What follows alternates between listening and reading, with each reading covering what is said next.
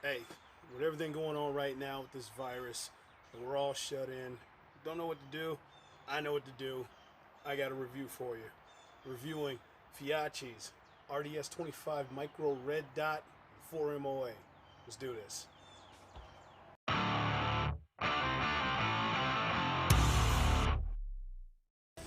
What's up, everybody? It's Bishop here for Tactical POV, and today I am going to break down a review real quick as I can here on the Feyachi Red Dot. This has a 1-inch riser. It's a 4 MOA. This one here is an RDS-25. I know Feyachi has another one that's an RDS-22. That's a 2 MOA. But the price, I'll throw the links all in the descriptions down here. You can pick this one up here for $34, I believe. And the Feyachi Mini Red Dot 2 MOA, this RDS-22, I believe is for 48 bucks. So they sent this out to me, do a review on it, so let's break it down. Let's see what all you get. Of course, you're gonna get your instructions. I'll break down the specs here in a second. Comes with 2 lithium standard CR 2032s, which is nice. Cleaning cloth, lens optic. Here's the optic and 1-inch riser. For your standard Picatinny, I'll open it up here in a second. Let's break this out here. Seeing how this is an unboxing, I haven't unboxed this thing yet.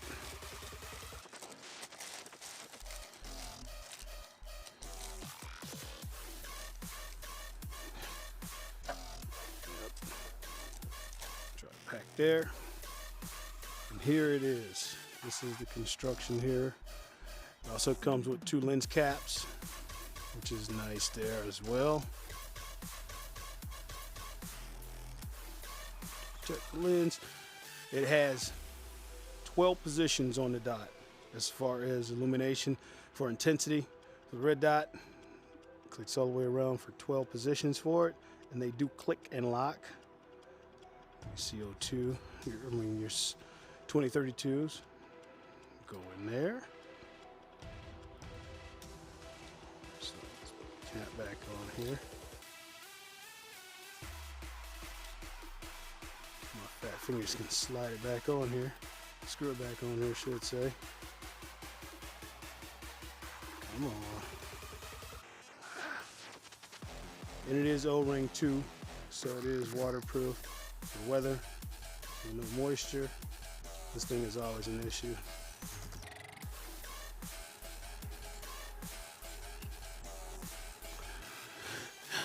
Hold on, let me get this thing back on here because my OCD is going to drive me nuts with this thing.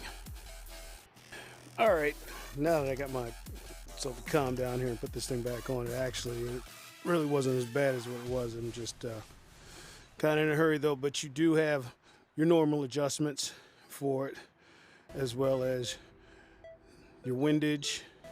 I'll take the cap off here for the windage so you can see there'll be your standard clicks.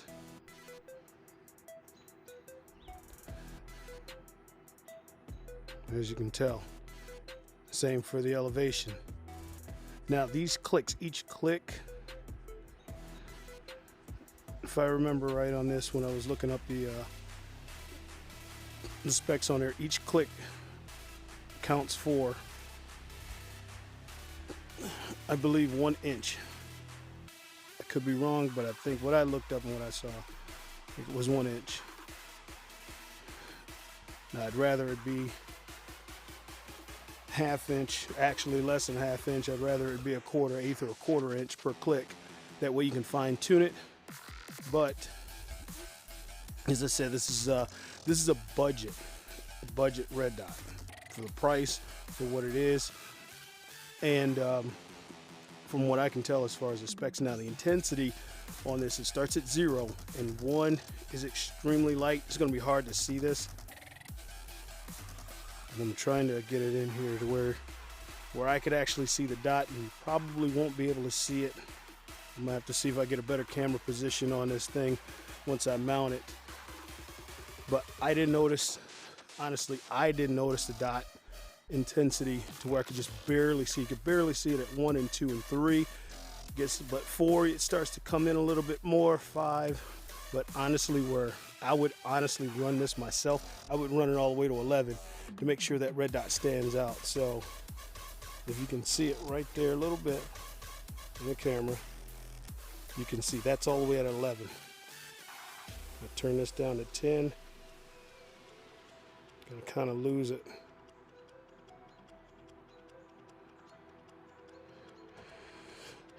Now, of course, and then it's off at 0. So let's run down the specs here. Pop this open, break it down as it is presented, as it says. As far as dimensions, everything's of course in millimeter because this thing it's made in China. Maybe I should have sprayed it down, you know, so I make sure I didn't get the China virus.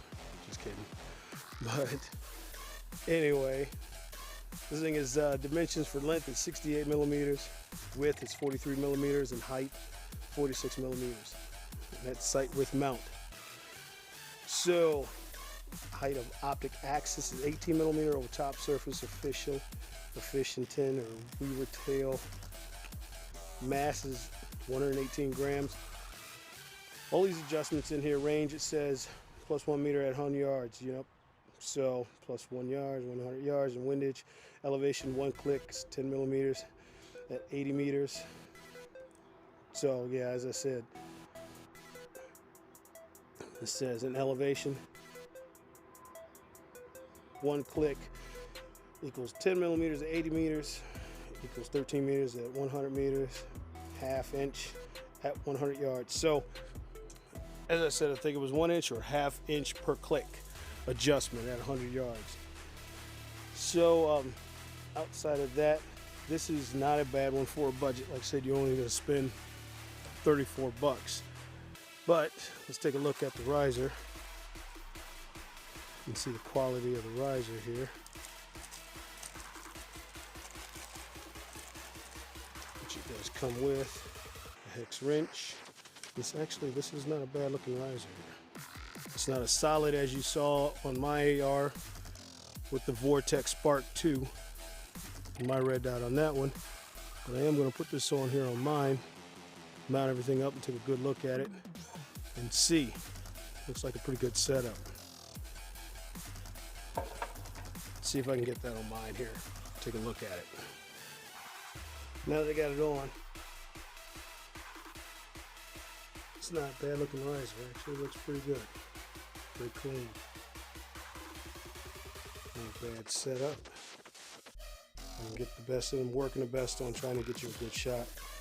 But I got a mess in here. I'm still working with trying to finish my room here, my studio. So I got a bunch of stuff all over in here. But that is not bad. I don't know. I'm going to try to get you an angle. Let me see if I can get you an angle on this, on the dot. Let's see if we can see it. Can we? Is it possible? Probably not. Nah, sorry guys. But now, size comparison. I'm gonna do a size comparison. Look at this here. Here's my Vortex Spark 2.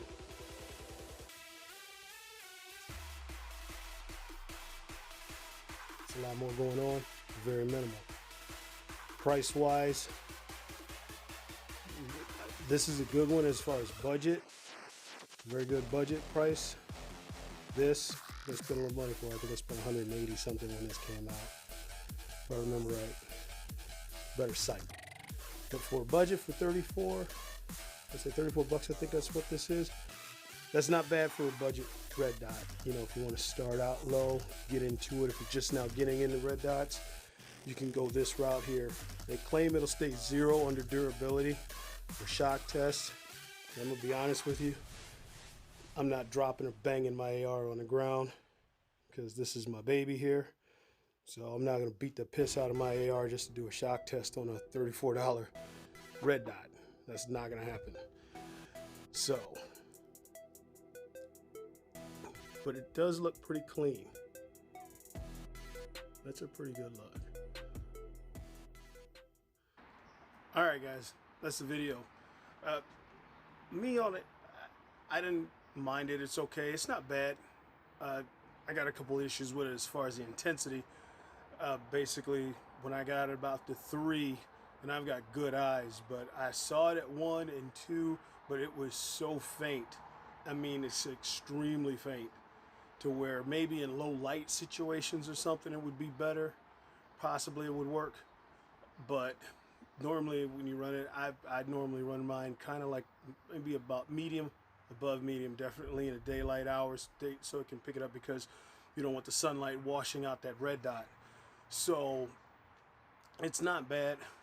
Of course, on setting 11 it was better, obviously. So, but for a budget red dot, yeah, I'd do it for a budget red dot. If you, like I said, if you're just starting out and you want to get familiar with them, and you don't want to break the bank yet, and you're just doing a brand new build or something, you just got an AR and you want to step up the sight game on it a little bit, I would recommend that. I would. So, but once you get into it, just like all of this, once you get to a point to where there's always that next level, it's always stepping that game up even higher and higher. And that's what I do myself. So I look at something as far as, like, obviously I would want my Spark over that one any day, because it's just a better red dot. Okay, but obviously it costs more money. So as it goes with everything else, the more money you spend, the higher it goes, better quality and everything else. But I can't knock it too much. Okay, for an airsoft gun, great. You're not going to spend money on airsoft if you're still into airsoft stuff, but you know, on a regular AR, it'll run for that. They guarantee it. Good for a starter. So anyway, let me know in the comments below, guys, what do you think? I mean, that's my view, my take on it. I might do a part 2 on it, and also make sure you sign up for my email list, because I am going to give that site away. I'm going to give it away here soon. So, and I'll keep you posted. You'll know, and if you want to get in on it, just let me know. But that's the video. So let me know what you think. So this is Bishop for Tactical POV. I will see you guys on the next review.